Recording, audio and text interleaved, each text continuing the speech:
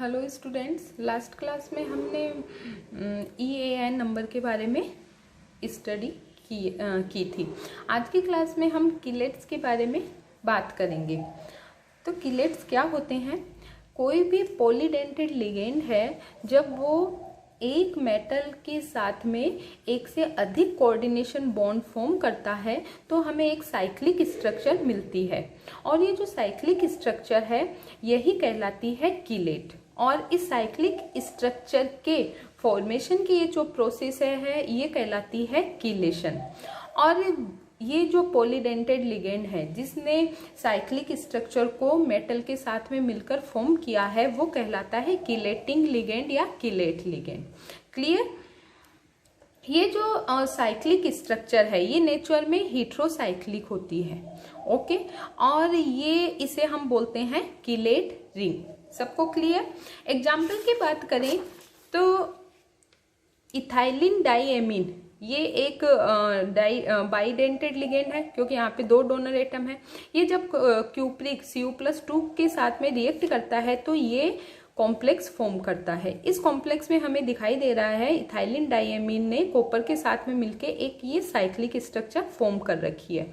दोनों ethylene diamine ने मिलकर साइक्लिक स्ट्रक्चर बनाई है। ये जो साइक्लिक स्ट्रक्चर है ये कहलाती है किलेट रिंग, और ये पूरा कॉम्प्लेक्स है ये कहलाता है किलेट।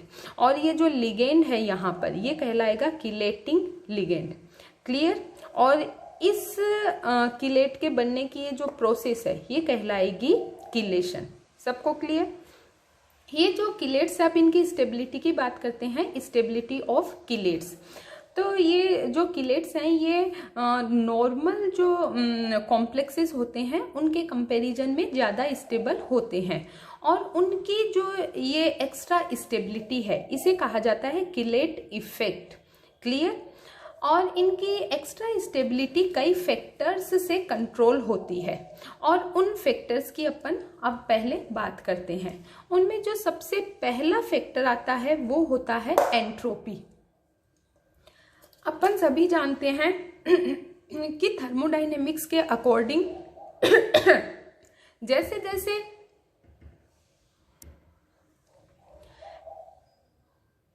किसी सिस्टम की एंट्रोपी बढ़ती है वैसे वैसे उस सिस्टम की स्टेबिलिटी है वो इंक्रीज होती जाती है। और जैसे जैसे किसी सिस्टम में नंबर ऑफ पार्टिकल्स बढ़ते हैं वैसे वैसे उस सिस्टम की एंट्रोपी बढ़ती जाती है। इस बात का मीनिंग है कि यदि किसी सिस्टम में नंबर ऑफ पार्टिकल्स बढ़ेंगे तो उस सिस्टम की एंट्रोपी बढ़ेगी, और एंट्रोपी बढ़ने के कारण उस सिस्टम की स्टेबिलिटी भी बढ़ेगी। ये सारा लॉ थर्मोडायनेमिक्स के अकॉर्डिंग है। क्लियर?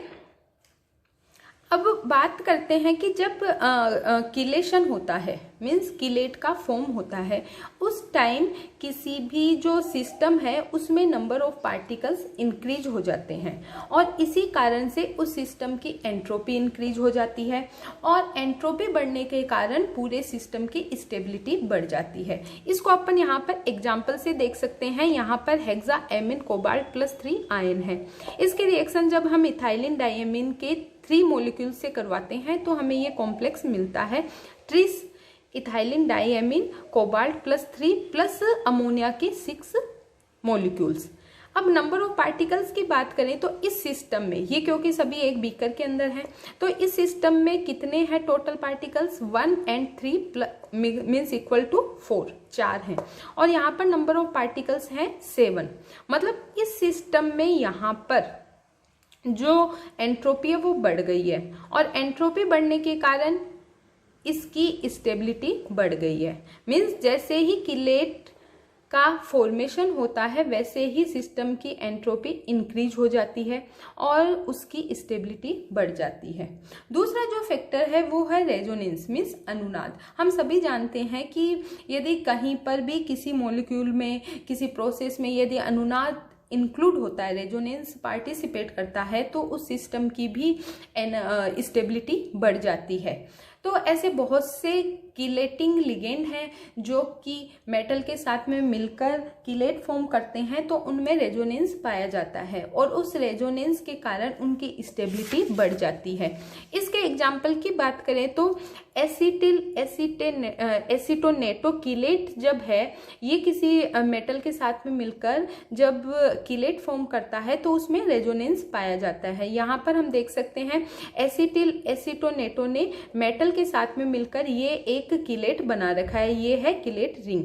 यहाँ पर ये जो ऑक्सीजन है ये कोऑर्डिनेशन बॉन्ड बना रही है और ये कोवलेंट बॉन्ड, और इसमें इजीली रेजोनेंस हो सकता है और हमने देखा रेजोनेंस से यहाँ पर बॉन्ड चेंज हो गए हैं और इसके कारण इस कंपाउंड की स्टेबिलिटी हाई होती है।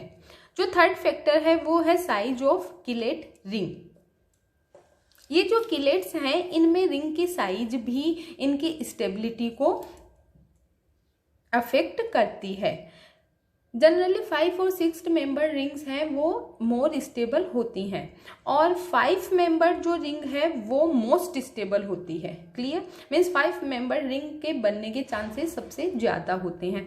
जैसे जैसे हम हायर नंबर की तरफ इंक्रीज होते हैं, 7, 8 नंबर्ड रिंग के फॉर्मेशन होने की प्रोबेबिलिटी डाउन होती जाती है। हालांकि 3, 4 मेंबर रिंग वाले किलेट कंपाउंड्स नेचर में प्रेजेंट हैं। क्लियर? यहाँ पर हम देख रहे हैं कि ये जो 5 मेंबर रिंग है, इथाइलिन डायमीन ने 5 मेंबर रिंग का कॉम्प्लेक्स फॉर्म कर रखा है, जबकि प्रोपाइलिन डायमीन ने 6 मेंबर रिंग का कॉम्प्लेक्स फॉर्म कर रखा है। इन दोनों की स्टेबिलिटी में पूछा जाए तो इसकी स्टेबिलिटी ज़्यादा होगी क्योंकि इसमें 5 मेंबर रिंग है। सबको क्लियर? अब जो नेक्स्ट फैक्टर है वो है number of donor atoms in chelate ligand. Means chelate ligand में जो नंबर ऑफ डोनर एटम्स होते हैं वो भी किलेट्स की स्टेबिलिटी को अफेक्ट करते हैं। जैसे जैसे नंबर ऑफ डोनर एटम्स बढ़ते जाते हैं वैसे वैसे किलेट रिंग्स का नंबर बढ़ता जाएगा और उसी के अकॉर्डिंग उस किलेट की स्टेबिलिटी भी बढ़ती जाती है। क्लियर? अब यहाँ पर एग्जाम्पल से इसको समझते हैं। ये इथाइलिन डायमीन है, यहाँ पर 2 डोनर एटम है और इस कारण से इन्होंने मेटल के साथ में मिलकर एक किलेट रिंग बनाई है। जबकि ट्राईइन मीन्स डाईइथाइलिन ट्राईएमीन जो है इसमें 3 डोनर एटम है और उस कारण मेटल के साथ में मिलकर इन्होंने 2 किलेट रिंग फॉर्म करी है। अब जितना नंबर ऑफ किलेट रिंग बढ़ता जाएगा वैसे वैसे स्टेबिलिटी बढ़ती जाएगी। इसका मतलब है इन दोनों में से ये जो कॉम्प्लेक्स है उसकी स्टेबिलिटी ज़्यादा है। क्लियर? ये सभी फैक्टर्स हैं जो कि किलेट की स्टेबिलिटी को अफेक्ट करते हैं। आज की क्लास में इतना ही पढ़ेंगे, आगे का नेक्स्ट क्लास में पढ़ेंगे। धन्यवाद।